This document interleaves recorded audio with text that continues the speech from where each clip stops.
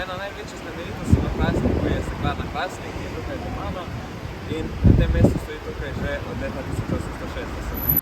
Ali ste vedeli, da je Trboveljski dimnik, ki je visok 360 metrov in je bil zgrajen leta 1976, najvišji dimnik v Evropi?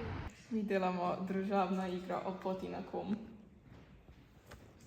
Midva delava dokumentarec o delavski godbi Trbovlju.